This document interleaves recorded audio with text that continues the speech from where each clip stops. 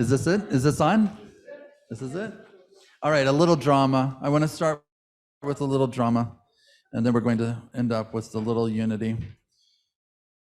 When the Puritans came over, when the Pilgrims came over looking for religious freedom, and they came to places like Provincetown and places like Cambridge and Boston, all those places in the Bay Area and on Cape Cod, they established congregations, and sometimes they established congregations that got it right because they really loved covenant. Both of our traditions love covenant. And sometimes, especially if you were like a witch, they got it really, really badly wrong. But all along, for hundreds of years, they went and they were in the congregational way, grounded by a love of humanity and a love of God, grounded in covenant. And as America was being formed, after a couple hundred years, the United States of America was being formed, suddenly little cracks appeared in these congregational churches in Massachusetts. And they wondered, what shall we do with a growing appreciation of world religions? What shall we do with a growing appreciation for biblical criticism? What shall we do about miracles? What shall we do about these little doctrinal differences? And this is where the drama, well, I guess the drama appeared earlier, but this is another part of the drama, is that those fissures really started to grow and expand.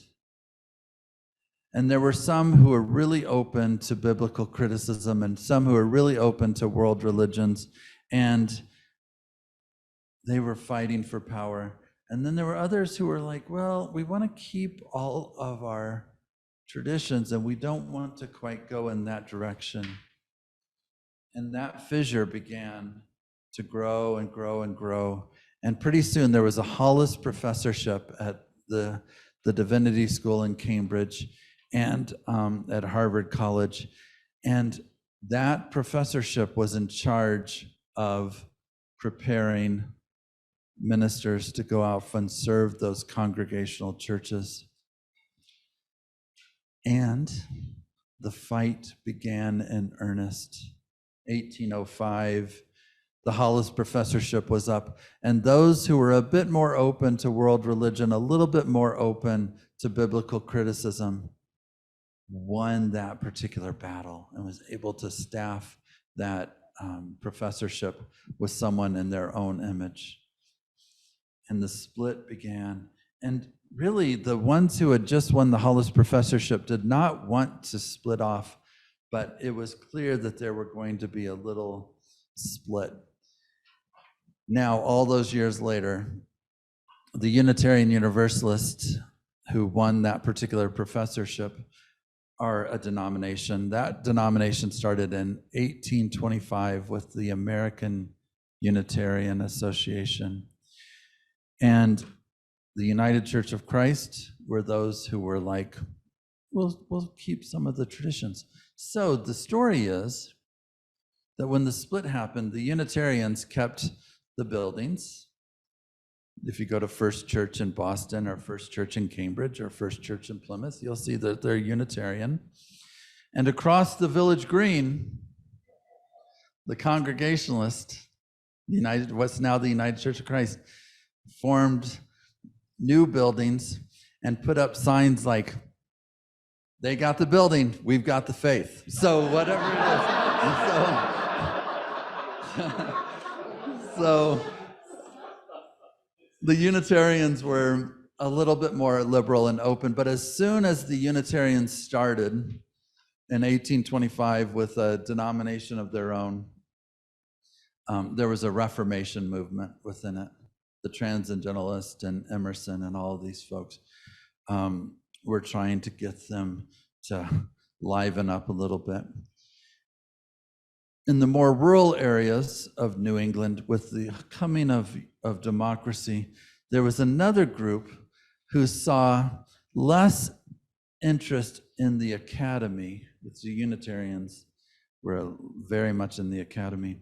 The Universalists were a little bit more, what would you say, like rural and less educated, but still very liberal. And what they saw as they founded their denomination was that a loving God could never, ever send anyone to hell. So they were Universalists.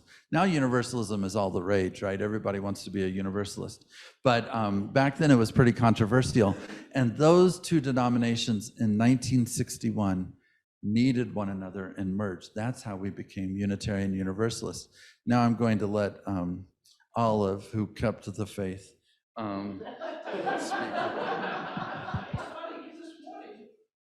We have the building and you have the faith.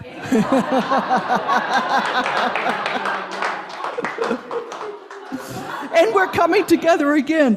To move that history way forward, in 1957, 4 different roots or denominations came together. 1957, so 65 years ago, the United Church of Christ was born. And it was born out of the congregational churches that had started, but also out of the German and Hungarian, the churches and immigrants that had come to this country. They had their own brand of faith in the German Reformed tradition. And in the evangelicals, the evangelical branch of the Reformed tradition. And then there was the Lutheran Synod. So there were these roots that were forming in this country, and they were going about and living their lives in faith. And it came a time that these divisions saw there was a better way to live together. And so preceding up to 1957, as you can imagine, any group of people deciding to join together had some issues. They had some things to work through. They had some saying, we want to hold up the covenant as a way of being in practice of faith together, meaning that we are in covenant with God. God has made a covenant with the people all the way from the beginning in Genesis. And so we, as people of God, are going to be in covenant with one another. And when that covenant is broken, what resources are we going to use to work out those relationships? And so the way they devised that was to come up with a polity, which is, how do you function? What is your business? What do you do in situations like that? And the polity in our UCC is the congregation makes those decisions. We don't have a pope. We don't really have bishops. We don't have a national church that dictates for us. We have a congregation, people. And the people have leaders, but those leaders are elected into their leadership position.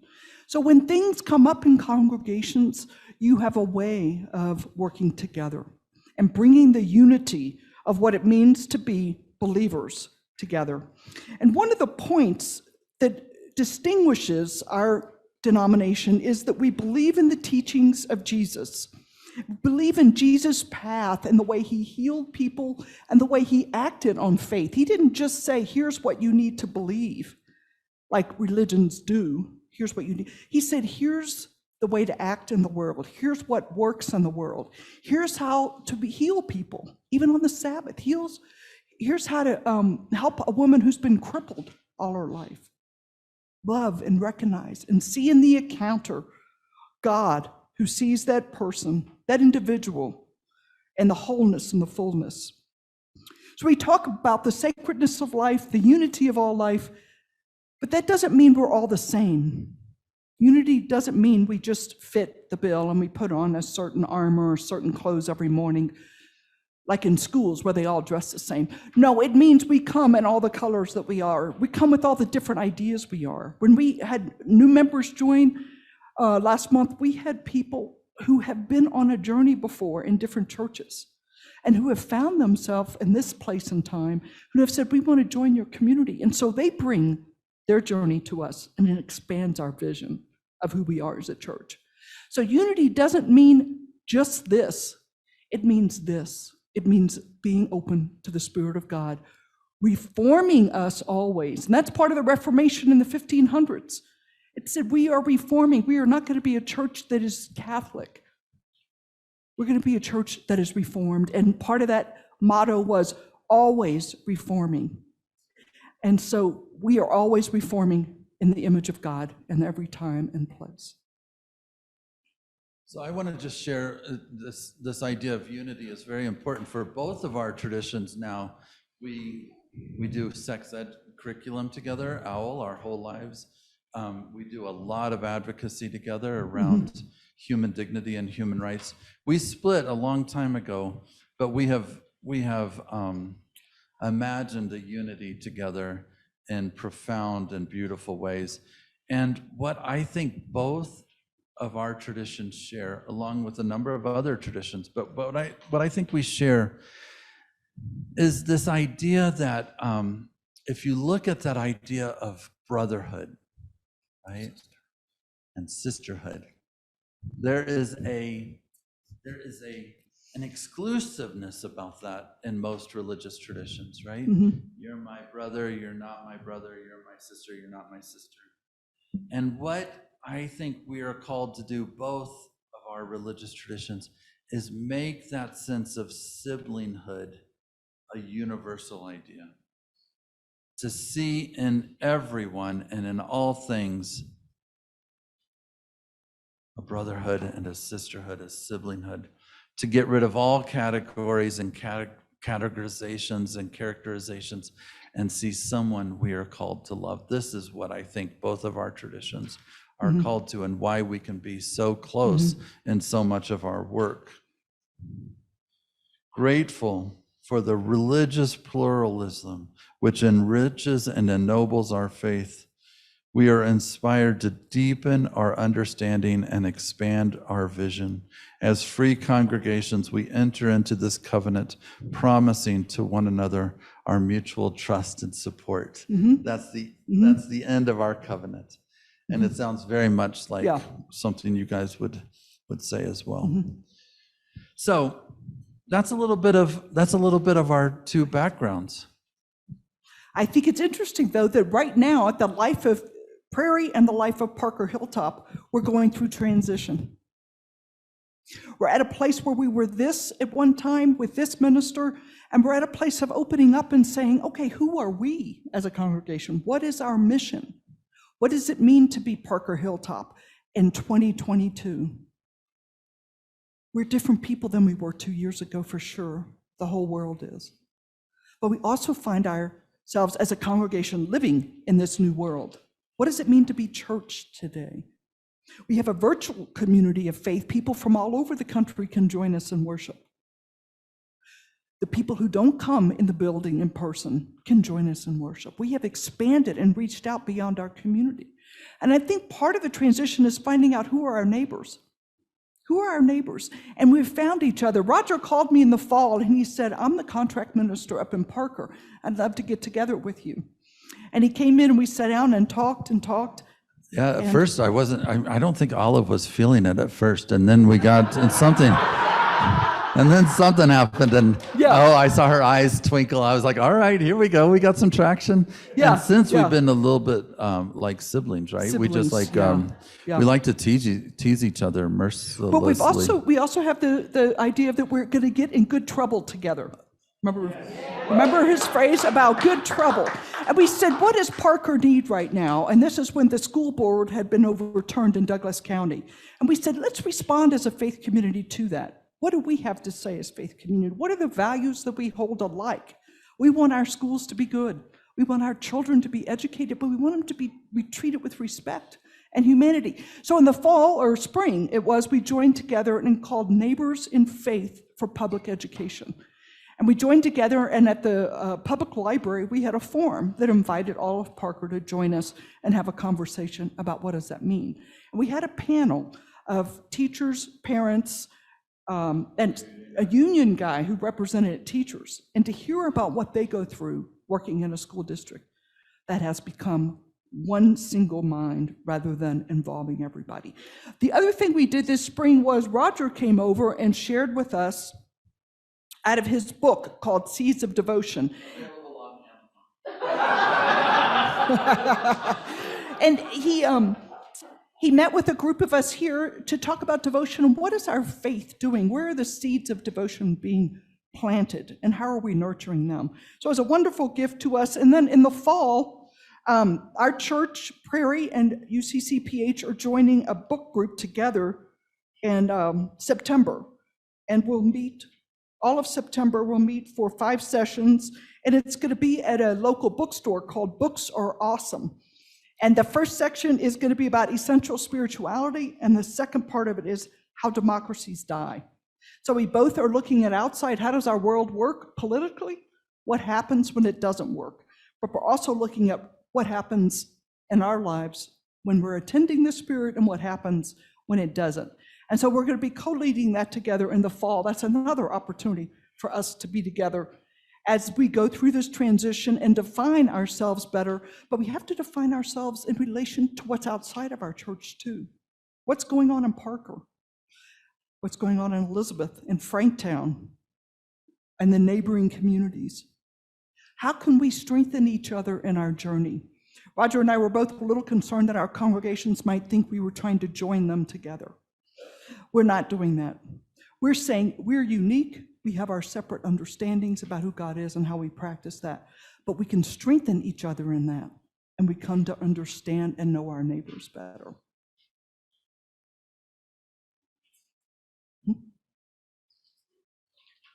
Yes, beautiful.